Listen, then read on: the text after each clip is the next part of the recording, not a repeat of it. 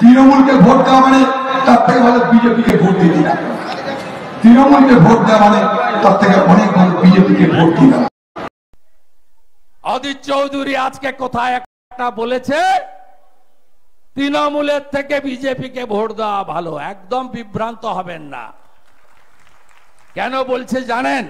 তৃণমূলকে ভোট দেওয়ার থেকে বিজেপিকে ভোট দেওয়া ভালো, এমনই একটি ভাইরাল ভিডিওতে এক সময়ের প্রদেশ কংগ্রেস সভাপতি তথা বহরমপুরের লোকসভা নির্বাচনের প্রার্থী অধীর রঞ্জন চৌধুরীকে এই বক্তব্য বলতে শোনা যাচ্ছে।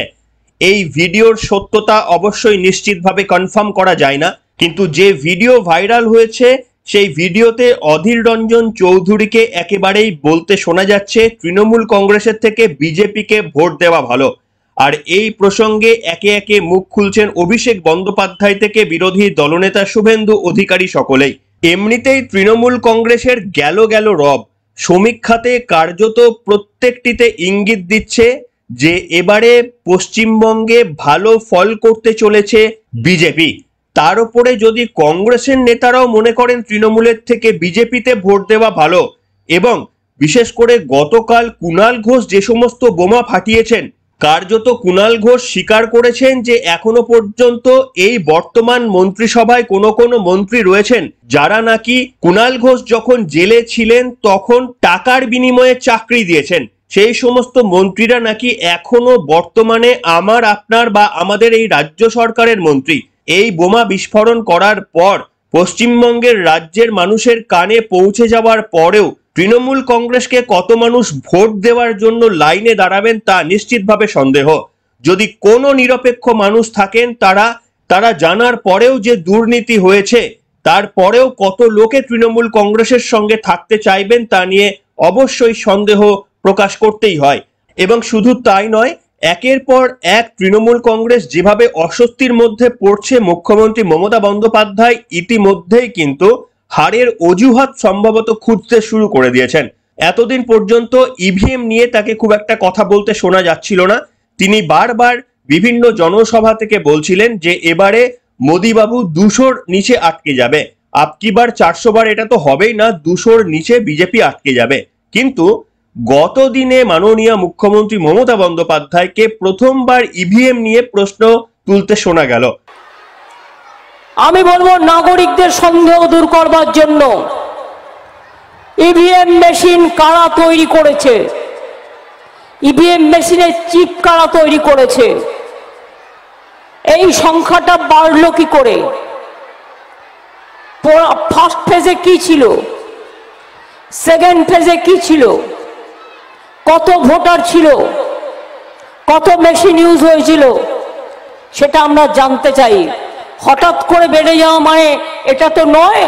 প্রায় 19 লক্ষর মতো ভোটার মেশিন মিসিং আছে অনেক দিন ধরে, যে বিজেপি শাসিত রাজ্যগুলো নিজের ইচ্ছা মতো লোকের ভোট পাল্টে দিয়ে নিজেদের মেশিন ঢুকিয়ে দিচ্ছেন। এটা আমার সন্দেহ।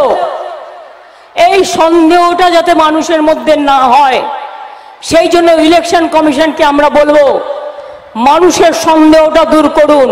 তাহলে কি আরো একবার মুখ্যমন্ত্রী বুঝতে পারলেন বা বুঝতে শুরু করলেন বিজেপির জয় শুধুমাত্রই সময়ের অপেক্ষা? সেই কারণে কি একটি অজুহাতের রাস্তা তৈরি করার এখন থেকেই চেষ্টা? এই সমস্ত প্রশ্নের উত্তর খুঁজবো আজকের পর্বে। নমস্কার, welcome to simple as a বিষয়ে আপনাদের সকলকে স্বাগত জানাচ্ছি।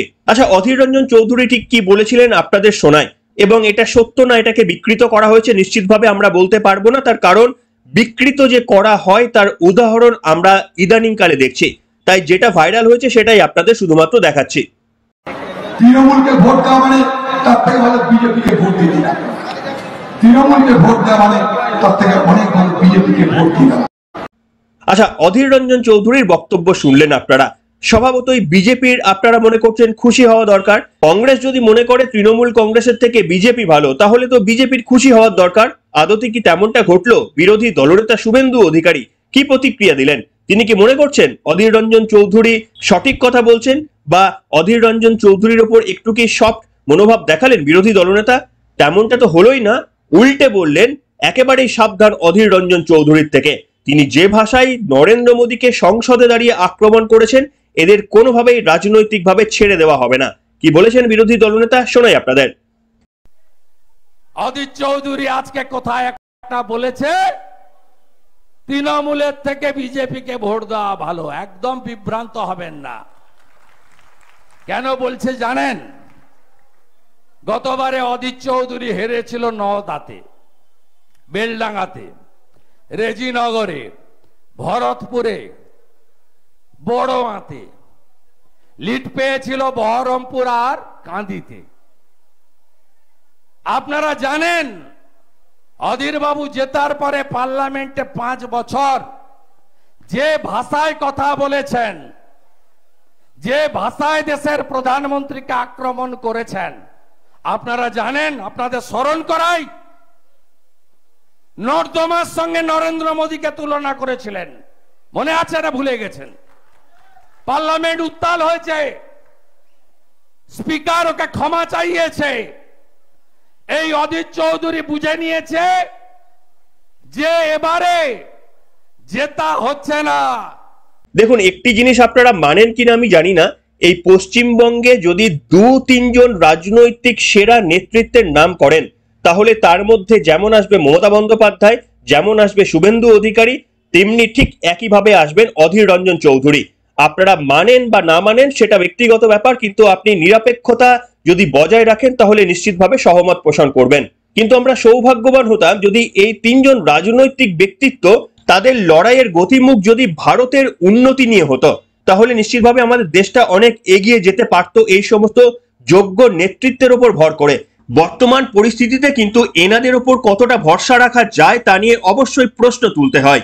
অধীর রঞ্জন চৌধুরী প্রধানমন্ত্রী নরেন্দ্র মোদীকে বিভিন্ন ক্ষেত্রে যে কুৎসিত ভাষায় আক্রমণ করেছেন আপনারা বিভিন্ন ক্ষেত্রে শুনেছেন। কখনো নর্দমার সঙ্গে তুলনা করেছেন, কখনো বলেছেন এ মোদি পাগলা মোদি, বিভিন্ন রকমের বিতর্কিত মন্তব্য করেছেন, অসংসদীয় ভাষায় তিনি বক্তব্য রেখেছেন। সে যাই হোক, রাজ্যের মুখ্যমন্ত্রী মমতা বন্দ্যোপাধ্যায় বহরমপুরে দাঁড়িয়ে গতদিনে মিটিং করলেন। কি বললেন মুখ্যমন্ত্রী মমতা বন্দ্যোপাধ্যায় অধীর রঞ্জন চৌধুরী সম্পর্কে? মুখ্যমন্ত্রী মমতা বন্দ্যোপাধ্যায়ের যেরকম ভাষা চয়ন ঠিক সেই ভাষায় আক্রমণ করলেন। তিনি যেমন শুভেন্দু অধিকারীকেও গদ্দার মনে করেন, অধীর রঞ্জন চৌধুরীকেও তিনি গদ্দার যে মনে করবেন। আর অস্বাভাবিকতার কি রয়েছে, কি বলেছিলেন শুনুন। নাম বলতে আমার ভালো লাগে না। আমি যেমন গদ্দারেরও নাম বলি না, সেও মনে রাখবেন ইন্ডিয়ান অ্যালায়েন্সের একটা বড় গদ্দার, যে সকালবেলায় বিজেপি পা ধরে, বিকেল বেলায় সিপিএম এর পা ধরে, আর সন্ধ্যেবেলায় নিজের পা ধরে। কংগ্রেসের টিকিটে জিতে লোকসভায় গিয়ে বিরোধী দলনেতা, নেতা না আতা সেটা আমরা জানি না, নেতা হয় মানুষের ছাতা। আপনি নেতা, মানুষের নেতা না ছাতা? কোন কাজটা করেছেন একটু আমায় বলবেন কি? এই যে বক্তব্য অধীর রঞ্জন চৌধুরী বলেছেন, এই বক্তব্যটা আদতে কিন্তু সঠিক হওয়া উচিত।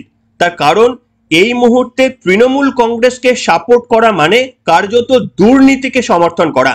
গতদিনে তৃণমূল কংগ্রেসের মুখপাত্র যিনি সব থেকে বেশি কুৎসিত ভাষায় বিরোধীদের আক্রমণ করতেন, রাজ্যের শাসক দলের ঢোল পেটাতেন এবং এই রাজ্যের শাসক দল নাকি কোনো দুর্নীতির সঙ্গে জড়িত নয় এগুলো প্রমাণ করার আপ্রাণ গলা ফাটিয়ে বলার চেষ্টা করতেন, সেই কুণাল ঘোষকে বহিষ্কারের সাথে সাথে ঠিক সেই দিন রাত্রির বেলায় এবিপি আনন্দেতে গিয়ে বললেন যে এখনো পর্যন্ত রাজ্যের এমন এক মন্ত্রী রয়েছে যিনি নাকি চাকরি দুর্নীতির জন্য টাকা তুলতেন। সেটা কুণাল ঘোষ জানতে পেরেছিলেন যখন তিনি জেল বন্দী ছিলেন 2012 থেকে 2016 সাল পর্যন্ত। এই কুণাল ঘোষ এত কিছু জানার পরেও তৃণমূল কংগ্রেসের হয়ে আনুগত্য প্রকাশ করে ক্রমাগত গলা ফাটিয়ে এসেছেন যে তৃণমূল কংগ্রেস চুরি দুর্নীতি করেনি। অথচ যেদিন তাকে সাসপেন্ড করলো রাজ্য সম্পাদকের পদ থেকে দল, তার পরের দিনই এবিপি আনন্দের পর্দায় বসে সবকিছু বলে ফেললেন। এবার আপনারা ভাবুন, এমন একটা রাজনৈতিক দল যেখানে নাকি মন্ত্রীরা রয়েছে যারা দুর্নীতির দায়ে টাকা নিয়েছেন এবং এটা নাকি সবাই জানেন।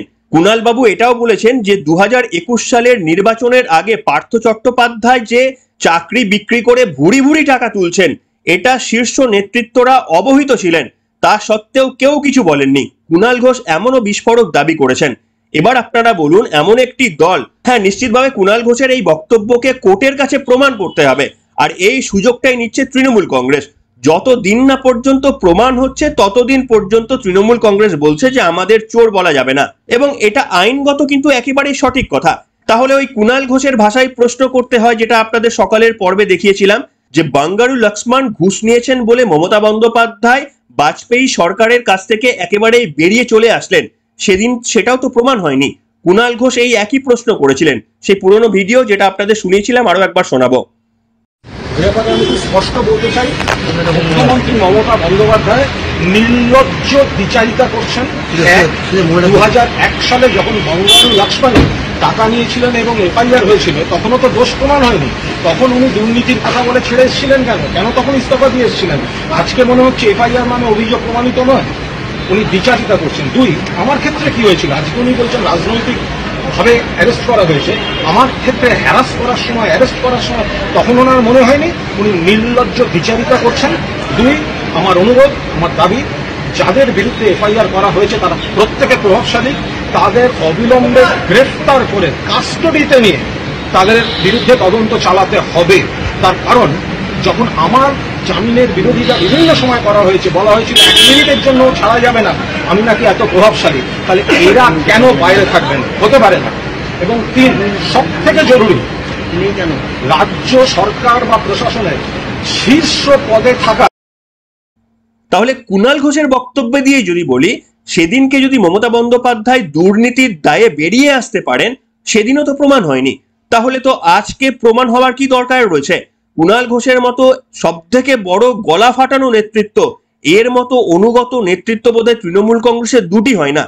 তিনি যখন বলছেন যে তৃণমূল কংগ্রেসে এখনো দুর্নীতি হয়েছে বা দুর্নীতির অবস্থা তৃণমূল কংগ্রেসের শীর্ষ নেতৃত্ব জানতো, এরপরে অধীর রঞ্জন চৌধুরী যদি এই বক্তব্য বলে থাকেন যে তৃণমূল কংগ্রেসের থেকে বিজেপিকে ভোট দেওয়া ভালো, এটার অবাক হওয়ার কি রয়েছে? এটা তো বোধহয় সিপিএম এরও বলা উচিত, সকলের বলা উচিত। তার কারণ এই মুহূর্তে তো সিপিএম বা কংগ্রেসের ক্ষমতা নেই যে তৃণমূল কংগ্রেসকে হাঁটিয়ে তারা ক্ষমতায় আসবে। যারা দুর্নীতি করেছে সেই দলকে আগে হাঁটাতে হবে। তাতে যদি বিজেপিকে ক্ষমতায় আনতে হয় তাহলে বিজেপিকে ক্ষমতায় আনতে হবে। পরের বার নিশ্চিতভাবে আবার এই বিজেপিকে সরিয়ে দিয়ে যদি সিপিএম আসতে চায় সিপিএম আসবে, কংগ্রেস আসতে চায় তাদের যোগ্যতা প্রমাণ করে কংগ্রেস আসতে পারবে। কিন্তু যে দল দুর্নীতি করেছে বলে চারিদিক থেকে আওয়াজ তোলা হচ্ছে, এমনকি তাদের মুখপাত্ররা পর্যন্ত বলছেন, তাহলে সেই দলকে ক্ষমতা থেকে হাঁটাতে হবে। অধীর রঞ্জন চৌধুরী যদি একথা বলে থাকেন তাহলে এটাতে আপত্তির কি রয়েছে? সেই কারণে কিন্তু মমতা বন্দ্যোপাধ্যায় বা তৃণমূল কংগ্রেস এই মুহূর্তে অত্যন্ত চাপে। পশ্চিমবঙ্গের শুধু জানার ইচ্ছা করে কোন সেই সাধারণ মানুষরা রয়েছেন যারা এত কিছু জানার পরেও, আপনারা তো আর কুণাল ঘোষের থেকে তৃণমূল কংগ্রেসের ওপর আর এত বেশি অন্ধভক্ত নন। কুণাল ঘোষ তৃণমূলকে যতটা ভালোবাসেন আপনারা তো তার থেকে আর বেশি ভালোবাসতে পারেন না। সেই কুণাল ঘোষ যদি বলেন এখনো মন্ত্রিসভায় এই ধরনের দুর্নীতিগ্রস্ত মন্ত্রীরা রয়েছেন, তারপরেও পশ্চিমবঙ্গের একটি মানুষ এটা শোনার পরেও ভোটের লাইনে গিয়ে ভোট দিতে যাবেন, তাহলে তো অপরাধের সঙ্গে সামিল হয়ে যাওয়ারই কার্যত সমান হয়ে গেল। যারা নিরপেক্ষতা বজায় রাখতে চান আমার মনে হয় এই ধরনের কাজ কেউ করবেন না, এবং সেই কারণে তৃণমূল কংগ্রেসের কাছে কঠিন হয়ে যাচ্ছে ক্রমশ পথ। কি বলবেন বন্ধুরা? অধীর রঞ্জন বাবুর বক্তব্য প্রসঙ্গে কি বলবেন, আর কুণাল বাবুর বক্তব্য প্রসঙ্গে কি বলতে চাইবেন লিখে জানাবেন আজকের পর্বে। এখনকার মতো এখানে শেষ করলাম।